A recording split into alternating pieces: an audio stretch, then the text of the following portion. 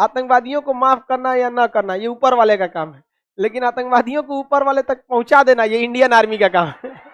आम कितना भी पीला हो जाए लोग दबा के चेक करते हैं पका है कि नहीं है, क्योंकि पता है कि दब जाएगा। और बेल कोई दबा के नहीं चेक करता है। सब इनको लगा कि भाग रहा है भारतीय, मारो गजवाए हिंद, अरे ससुरा गजवा हिंद तुम्हारा बाप आ रहा है। भारतीय मीडिया ने छाप दिया भारत के लाल बहादुर शास्त्री को लाल कहा जाता है, भारत के लाल ने ताशकंद में भारत को बेच दिया। बेचारे लाल बहादुर शास्त्री साइन किए और रूम में गए, हार्ट अटैक से मर गए।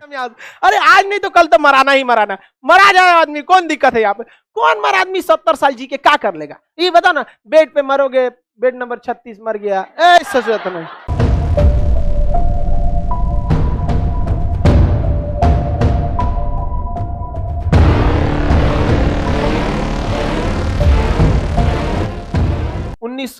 और 47-48 देश जैसे आजाद हुआ, ये कबायली के भेष में भारत में घुस गए। हरि सिंह की बेवकूफी, शेख अब्दुल्ला की मतलब चलाकी या धुरतई कहिए जो भी, उसमें इन्होंने उस बहकामे में फंस गए। इनका अपना बुद्धि काम करना चाहिए था, इन्होंने स्वतंत्र रहने का प्रस्ताव रख दिया, जिस कारण वहां पर कबायलियों के भेष में, यानी वहां के कबायली वहां के जनजाति होते हैं लोग, भेड़ बकरी चराते हैं, उसके भेष में पाकिस्तानी सैनिक घुस गए और भारत में जैसे आए इनको यहाँ से जन्नत भेज दिया गया। यहाँ पर भारतीय सेना क्या भेज दी?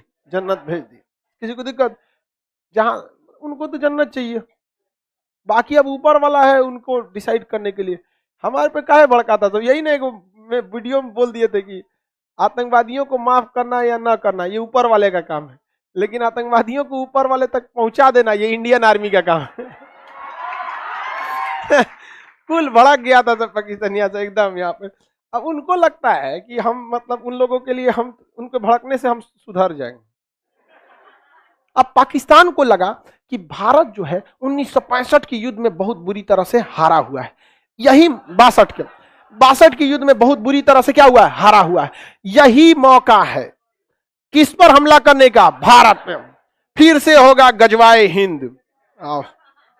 गजवाए हिंद तोरा करते हैं, अजब हाल है। भारत पर क्या किया जाए? आक्रमण किया जाए। और 65 में भारत में पड़ गया सूखा, बहुत समस्या हो गया। और 62 की लड़ाई जवाहरलाल नेहरू जब हारे, हर इंसान उनको कोसता था, भारत चीनी भाई भाई। इंदिरा गांधी भी पढ़ी लिखी थी, कोई भी बोलेगा ना एयरफोर्स का यूज क्यों नहीं किया, लेकिन समस्या वही। फिर हम आपसे भी पूछते हैं, नेहरू को छोड़िए, आपका विधायक पीटेगा, एक तमाचा मार सकते हैं? नहीं मार सकते, ये गलती है। लेकिन हमारे बैच के तो मार दीजिएगा, नहीं समझे? दे दीजिएगा यहाँ पर, कोई दिक्कत नहीं जी। अमर होके थोड़े आए हैं, अमर होके आए हैं नहीं, कोई दिक्कत नहीं है। आप देखिएगा मिर्जापुर मूवी में गोली, मुन्ना भैया, गोली उसी को मारा है जिसने दोबारा पलट के नहीं चला है। मारे गुड्डू पंडित को मारे हैं? आम कितना भी पीला हो जाए लोग दबा के चेक करते हैं पका है कि नहीं है, क्योंकि पता है कि दब जाएगा। और बेल कोई दबा के नहीं चेक करता है, पता नहीं दबेगा यहाँ पर, समझ में आया कि नहीं? तो भारत की भी थोड़ी थोड़ी गलती हो जाती है। अब यहाँ पे भारत में पड़ गया सूखा, और 62 की लड़ाई में हम लोग बहुत बुरी तरह हारे थे, सेना का मनोबल एकदम टूटा था। पाकिस्तान ने कह दिया गुजरात का कच्छ मेरा है।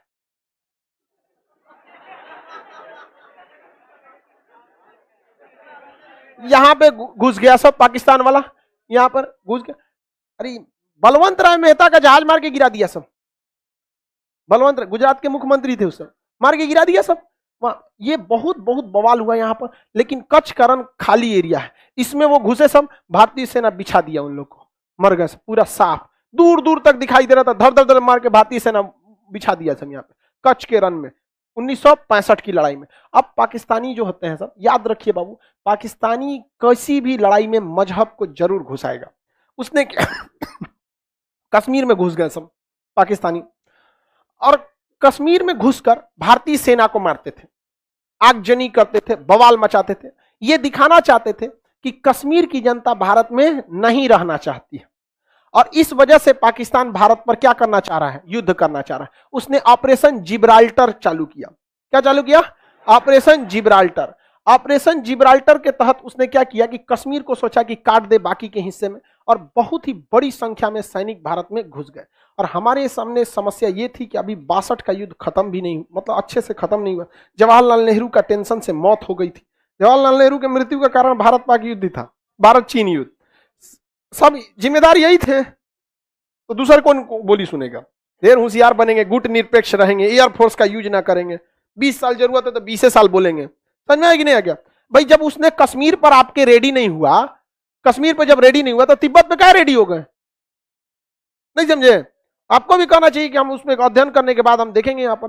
तो पाक यहाँ पर कश्मीर, लाल बहादुर शास्त्री उस समय भारत के क्या थे? प्रधानमंत्री। उन्होंने देखा कि तो बहुत दिक्कत की बात है, पाकिस्तान के पास कई फायदे थे, उसके पास सेवर जेट थे, उस समय का सबसे खतरनाक विमान था, और उसमें हीट सीकिंग मिसाइल लगी थी, या विंडर मिसाइलें थी साइड में, मारता था कौन? भारत के पास कोई मिसाइल नहीं थी। भारतीय जहाज में बंदूक लगा था और उसके पास हीट सीकिंग विंडर मिसाइलें थी, मार देती थी जहाज की इंजन सूंघ के। अब हवा में तो कहीं गर्मी का सवाल पैदा नहीं होता है, अगर गर्मी है मतलब जहाज का इंजन है, और उसी को हीट सीकिंग मिसाइल थी, विंडर मिसाइलें मार देती थी। पाकिस्तान भारतीय जहाजों को मार के गिराने में सक्षम था। पाकिस्तान को अमेरिका ने पैटर्न टैंक दिया था, उस समय का सबसे खतरनाक टैंक, पूरी एशिया में कोई ऐसा हथियार ही नहीं था जो पैटर्न टैंक को मार के गिरा सकता था। पाकिस्तान का मनोबल 7वें आसमान पर, और भारत के सामने सब समस्या। 62 में बहुत बुरी तरह हारे थे, भारत में नेतृत्व की कमी थी, लाल बहादुर शास्त्री आए थे चुनाव से, तो अचानक है ना, मृत्यु हो गई जवाहरलाल नेहरू की, ये आए, सूखा पड़ा हुआ था, पाकिस्तान में ऐसी कोई समस्या नहीं थी। पाकिस्तान ने देखा यही मौका है, पाकिस्तान ने यहाँ गुजरात पर हमला किया, कोई फायदा नहीं हुआ, कश्मीर में घुस के पूरा बवाल करा दिया कश्मीर में, और यहाँ ऑपरेशन जिब्राल्टर के तहत घुसा दिया। भारतीय सेना जब आई तो पाकिस्तान को वहां से मुंहतोड़ जवाब देना चालू किया, और यहाँ पर 21 दिन में जो ऑपरेशन जिब्राल्टर का जो हेड ऑफिस था 21 दिन में उड़ा दिया। एक के दिन में उड़ा दिया यहाँ पे, और वहां ऑपरेशन जिब्राल्टर की इनकी हवा निकल गई, पाकिस्तानी सैनिक भागने लगे थे यहाँ से। तो यहाँ हमारी थल सेना ने बहुत ही बहादुरी का परिचय दिया, लेकिन यहाँ पर उसकी एयरफोर्स भारी पड़ गई। एयरफोर्स के जहाज जो थे उसके, उसमें ना मिसाइलें लगी थी, और मिसाइल खुद ढूंढ के मार देती है। अब बंदूक में क्या है, मशीन गन लगा है, जहाज को टेढ़ा करना पड़ेगा, इससे करके मारना बहुत मुश्किल हो जाता है। और उसकी दुनिया की सबसे खतरनाक जहाज एयरफोर्स नहीं था सर उस समय, तो अभी भी नहीं आया है, रेडी नहीं हुआ, अभी आ रहा है। क्या बात करते हो, उस समय टेक्नोलॉजी भी नहीं थी, एस-4 तो दुनिया में कहीं नहीं था।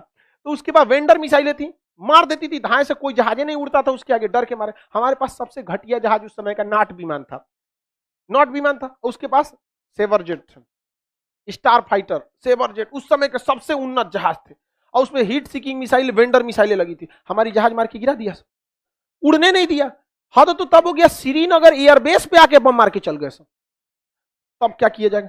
तो भारतीय सैनिक भी कहा जुगाड़ लगाया सब। इसने कहा एक काम करते हैं, पाकिस्तान के जो सेवर विमान है इनको हम लोग चकमा देते हैं। इन्होंने क्या किया, अपने नाट विमानों को बहुत ही हाइट पर उड़ाया, बहुत ही हाइट पर उड़ाया। किसको? नाट विमानों को, ताकि ये रडार के पकड़ में आ जाए। इन घोंचुओं को समझ में नहीं आया, नाट विमान किसके पकड़ में आ गया? रडार में। और इन लोगों ने उड़ा दिया किसके खिलाफ? नाट विमान के खिलाफ। अब नाट विमान कमजोर थे और ये स्टार विमान थे, इनका पीछा करने के लिए ये ऊपर गए। अब मशीन गन की लड़ाई में देखिए, हमारे पास मिसाइलें नहीं थी, हमारे पास क्या था? Machine gun. मशीन गन अगर लड़ाई में रहेगी तो उसी को फायदा होगा जो पीछे है या फिर ऊपर है, धाए धाए मार देगा। अब पता चला आप आगे हैं, अब पीछवा से वो है, तो घूमे के मारेंगे, इसे मार देगा पीछे से, और उसके पास तो मिसाइल है। तो भारत ने फंसाया, एयरफोर्स ने नाट विमानों को क्या किया? ऊपर भेजा। और इनको था कि तुम भागाना, रडार में ये पकड़ा गया, चल गए। और नीचे से भारत ने बाकी के 10 ठो नाट विमान को नीचे से उड़ा दिया। इससे ये रडार में आइबे नहीं किया, इन घोंचुओं को पता नहीं है, ये मारने गया सब उसको, ये मारने गया इसको, ये चल गया सब हाइट से इधर से, ले आइए इधर से क्या हो गया, सब भाग गया सब। इनको लगा कि भाग रहा है भारतीय, मारो गजवाए हिंद, अरे ससुरा गजवा हिंद तुम्हारा बाप आ रहा है। भारतीय सेना, वायुसेना के नाट विमानों ने उस समय के सेवर जेट विमानों को इस तरह से मारा कि पाकिस्तानी एयरफोर्स ने कहा कि सेवर जेट विमान अब उड़ान नहीं भरेंगे। लो समझे नहीं, इसे कहते हैं खौफ क्या होता है यहां पर। और ये हमेशा से होता रहा है। अमेरिका में कमेटी बैठाई गई कि नाट विमान कैसे मार दिया रे उसको, स्टार विमान, नाट विमान, यही होते रहेगा। अब समस्या समझिए, उस चोटों के पास बहुत दुविधा थी, अगर वो इसके खिलाफ उड़ान नहीं भरेगा तो ऑलरेडी ये हाइट पे है, मार देगा, और उड़ान भर रहा है तो ये घेर के मारेगा, जाओगे कहां? समझे नहीं, दोनों हाथ में, आगे खाई पीछे कुआं, मरोगे यहाँ पे। एयरफोर्स उसकी चौपट हो गई, और इतना बेहतर, शुरुआत में हमारी एयरफोर्स चौपट हुई थी। इसलिए हमेशा याद रखिएगा, हथियार मायने नहीं रखता है, चला कौन रहा है ये मायने रखता है। आज भी दुनिया, आज भी सबसे विश्वसनीय जहाज दुनिया में सबसे ज्यादा लड़ाई लड़ा है F-16 जहाज। ये अब बहुत मॉडर्न जहाज है, अमेरिका का ही दिया है।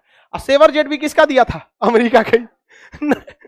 और स्टार विमान भी किसने दिया था? अमेरिका ने। Heat seeking missile America, vendor missile America धो दिया। यहाँ पर F-16 अभिनंदन लेके गए थे MiG-21। इसे उड़ता हुआ ताबूत कहते हैं, दुनिया का सबसे पुराना जहाज है, झड़ गया इसका पेंट टोंट भी, लेकिन इससे मार दिए किसको? F-16। अरे इसमें एक को इंजन है ना, इंजन में फेल हो गया था इनका। स्टाल पोजीशन कहते हैं, बहुत ज्यादा हाइट कर देते जहाज, स्टाल कंडीशन में चला जाए, इंजन फेल हो जाता है, इसलिए इनके ऊपर मिसाइल हिट कर गई। अदरवाइज मिसाइल हिट नहीं करती, डबल इंजन रहता तब। और दूसरा विमान भी है 1980 का। आपके पास 1980 का मोटरसाइकिल है, क्या हाल होगा? लेकिन हिम्मत देखिए उस आदमी का कि लेके उड़ गया, और किसको मारने के लिए? मारियो दिया उसको। वो तो दूसरका आके ना मार दिया यहाँ पर। और दूसरी बात, वो पाकिस्तान की टेरिटरी में थे। हिम्मत देखिए, उन सब के पास इतना उन्नत जहाज होने के बावजूद यहां नहीं आए, दौड़ा दिए वहां पर। अरे वो तो गलती हो गया ना, सुखोइया पीछे था, सुखोई 30 MKI थोड़ा सा पीछे था, नहीं तो उनका सोचा लाहौर में घुस के उनको तबाही मचा के आता। तो 65 के युद्ध में एयरफोर्स ने क्या कर दिया? धावा बोल दिया। और भारतीय सैनिक तो मनोबल आगे था ही। अरे भाई, एयरफोर्स के चक्कर में ना भारतीय सैनिक आगे नहीं बढ़ रहे थे। जब एयरफोर्स ने भारतीय सेना को कहा कि आप टेंशन मत लो, उनकी एक जहाज नहीं उड़ेगी, तो भारतीय सेना अगले दिन लाहौर पहुंच गई। लाहौर पहुंच गई थी, और लाहौर के स्कूल पर पाकिस्तान का झंडा हटा के और वहां तिरंगा झंडा लहरा दिया गया था वहां। यह हकीकत है। तब पाकिस्तानियों ने अपना टैंक निकाला, भयानक सा टैंक, भारतीयों को धोने के लिए। और दुनिया का सबसे खतरनाक पैटर्न टैंक था, जिसपे बम मारा जाता था तो झाड़ देता था इसे, बम मार। अमेरिका का पैटर्न टैंक था। कोई बात नहीं, अमेरिका तुम्हारी वेंडर मिसाइलों का टेस्ट हो चुका है, तुम्हारे सेवर विमानों का सेट हो चुका। अब बारी थी तुम्हारी किसकी? Patton tank. और वो राजस्थान से लेके घुस गए सब पैटर्न टैंक को। और पैटर्न टैंक को जब राजस्थान से लेके घुसे, तो हमारे पास कोई हथियारे नहीं था। यहां खड़े थे वीर अब्दुल हमीद। वीर अब्दुल हमीद 62 की लड़ाई लड़े थे, उसमें भारतीय सेना को देखे थे, कहते कि एकरे बदला निकालेंगे। पहले तू आया ही पिटाएगा, और जो 62 का बदला तोरे से निकालेंगे। वीर अब्दुल हमीद के सामने जब टैंक आया था, पैटर्न टैंक को उधिया दिया यहाँ पर। और उनके सेना में यह अफवाह फैल गया कि भारत के पास ऐसी भी मिसाइलें हैं जो पैटर्न टैंक को मार सकती है। और पैटर्न टैंक इतना खतरनाक था कि उसके जो कमांडर थे, उनको पूर्ण विश्वास था कि दुनिया में कोई भी पैटर्न टैंक को मार नहीं सकता। सबसे आगे अपने पैटर्न टैंक लेके चल रहे थे। मारा वीर अब्दुल हमीद, पहले उन्हीं को उड़ा दिया। सेनापति ये मर गए वहां पर। सेनापति मरने के बावजूद उस सेनापति ब्रिगेडियर की पत्नी हाथ में सफेद झंडा लेके जब भारत में आई थी ना, कि मेरे पति का लाश दे दीजिए, उनका जनाजा पढ़ना है, तो भारतीय सैनिकों ने पहले उसको चाय पिलाया था बैठाकर। और यही हिंदुस्तान में है जहां विदेशियों के आक्रमण से हमारी छतरानियों को जौहर करना पड़ा था।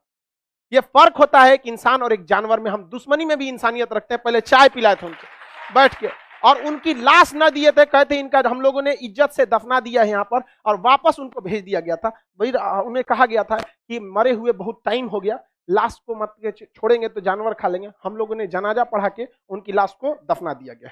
आप जा सकती हैं, हम आपको फिलहाल चाय के सिवा और कुछ नहीं दे सकते हैं। आप वापस वो चली गई थी। ये हम में और आप में भी होना चाहिए।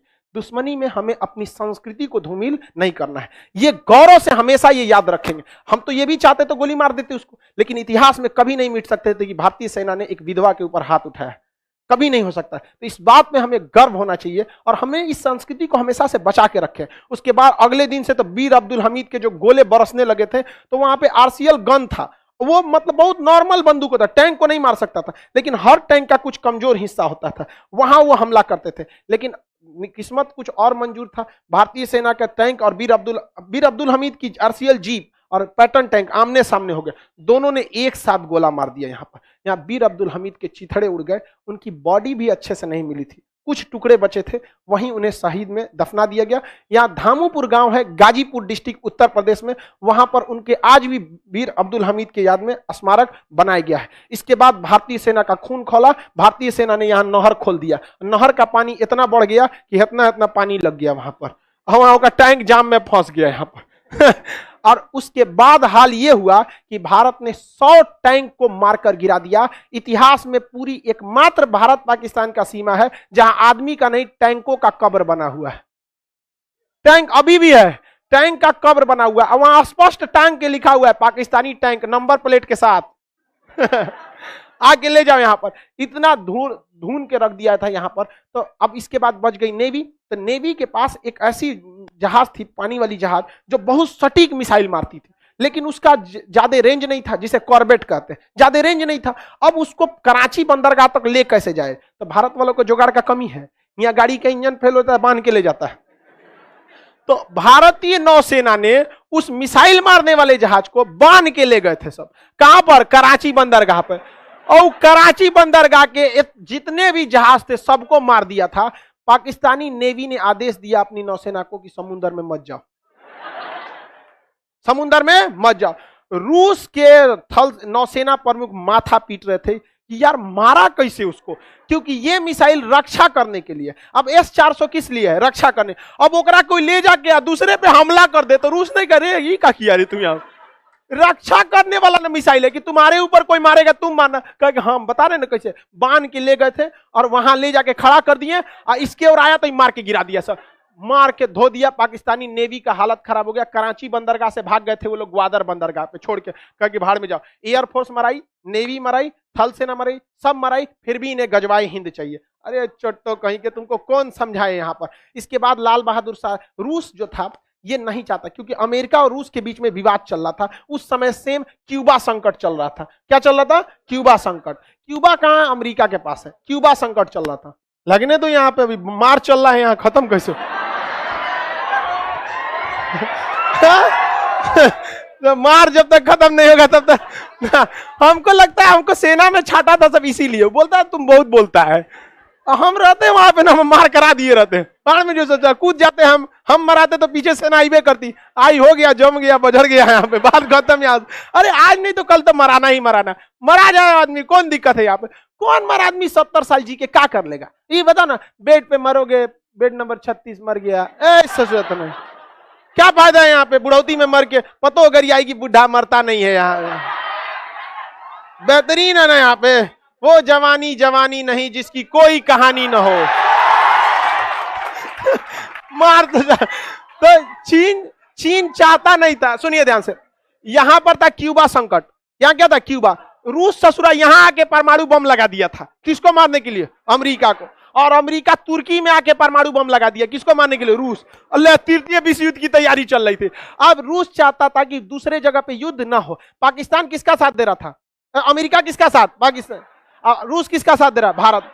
तो इन दोनों के बीच में ताशकंद में समझौता बुलाया गया। भारत लाहौर तक कब्जा कर लिया था। ताशकंद समझौता में रूस ने भारत का साथ नहीं दिया। वो केवल कॉम्प्रोमाइज कराना चाहता था। और लाल बहादुर शास्त्री पर सारे लोगों पर दबाव बनाया गया। इतना दबाव बनाया गया, कई बार ऐसे भी हो गया आपको बैठा के बीच पूरा गांव दबाव बनाएगा, मजबूरी में साइन करना पड़ेगा। ताशकंद समझौता साइन किया गया और कहा गया कि जो जहां पे कब्जा किया है वापस लौटे। तो पाकिस्तान से कब्जा कौन सी हुआ था? और हम लोग से लाहौर। और हमारे सैनिक भी ज्यादा शहीद हुए थे। भाई हर युद्ध की कीमत चुकानी पड़ती है यहाँ पे। तो हमारे शहीद, जो हमारे सैनिक शहीद हुए, उनके लिए एक संवेदना होती है। लेकिन हाँ, मरेंगे तो आपकी मृत्यु हो जाएगी, शहीद होंगे, अजर अमर रहेंगे। हमारे सैनिक कभी नहीं मरे, वो शहीद हुए, अजर अमर रहे यहाँ पे। तो हमारे सैनिकों ने शहादत दी थी, हमें लॉस हुआ था। हम कराची तक, हम लोग लाहौर तक चले गए थे। युद्ध नहीं खत्म हुआ रहता ना, बीच में समझौता नहीं होता, हेल के हम लोग तो ईरान घुस गए रहते यार। पाकिस्तान को हाथ छोड़ो ना यहाँ पर। तो बाद में समझौते से दोनों को अपना जगह वापस लौटाना पड़ा। जब साइन हो गया तब लाल बहादुर शास्त्री के ऊपर दबाव था, रूस का दबाव था, इनका दबाव था। ये बेचारे साइन कर दिए कि अब हम लोग वापस लौटेंगे, अपनी सेना से लौटेंगे। और वह देखिए, लाल बहादुर शास्त्री साइन करे ना करे, बीच में हस्तक्षेप होता, वापस लौटना ही पड़ता। थोड़ा समय लगता लेकिन लौटना पड़ जाता, क्योंकि यूएनओ ने कहता है कि आप दूसरे देश को कब्जा नहीं कर सकते। लेकिन लाल बहादुर शास्त्री को ये इतना जल्दबाजी में डिसीजन नहीं लेना पड़ा। लेकिन उस इंसान को समझिए जो अपने देश में नहीं है, दूसरे देश में, उज्बेकिस्तान में है, ताशकंद नामक शहर में बैठा है, पूरी दुनिया उस पर दबाव बना रही है, पागल हो जाएगा वो इंसान। और उसके ऊपर जब किया गया तो भारतीय मीडिया ने छाप दिया, भारत के लाल, लाल बहादुर शास्त्री को लाल कहा जाता है, भारत के लाल ने ताशकंद में भारत को बेच दिया। बेचारे लाल बहादुर शास्त्री साइन किए और रूम में गए, हार्ट अटैक से मर गए, वहीं मर गए। एकमात्र प्रधानमंत्री जिनकी मौत विदेश में हुई है। बहुत कीमत चुकाए हैं हम लोग इस देश के लिए। 62 की युद्ध नेहरू की जान ले गया, 65 का युद्ध लाल, 11 जनवरी 1966 को ताशकंद समझौता हुआ, हमारे लाल बहादुर शास्त्री की मृत्यु हो गई। वही व्यक्ति था कहने वाला जय जवान जय किसान। उनके कहने पर किसानों ने बमबारी के बीच भी हल नहीं रोका था। कश्मीर में खेती चालू थी, पंजाब में किसान खेती में लगा था, क्योंकि लाल बहादुर शास्त्री वो व्यक्ति था जिसने कहा था जय जवान जय किसान। किसानों ने कहा था कि अगर अगर सैनिक बंदूक चला सकते हैं तो हम हल चलाएंगे। अगर हमारा हल रोकना है तो बंदूक रुकवाइए, ना हल रुकेगा ना बंदूक रुकेगी। हार तो होना फिक्स है, पाकिस्तान हार भी गया था, लेकिन यहां पर रूस हम लोग को अपना मित्र माना नहीं था। लेकिन 1966 के बाद रूस को लगने लगा कि नहीं, भारत किसका साथ देगा, रूस का। उसके बाद रूस हमारे फेवर में आया और 1971 में रूस ने माफी मांगा था, कहा था कि जो 65 में गलती हुई थी उसका सूद समेत 71 में लौटा देंगे। और 71 में जब अमेरिका अपना परमाणु बम लेके आया तब रूस पहले खड़ा हो गया, मार हमको यहाँ पे। तो कई अंतर्राष्ट्रीय संबंध बनते बिगड़ते रहते, ये छोटा मोटा सब्जेक्ट नहीं होता अंतर्राष्ट्रीय रिलेशन, इसमें हर तरह की आपको नॉलेज होना चाहिए। अब समय का अभाव है, नेक्स्ट बैच वाले तैयारी में हो गए सब, समझ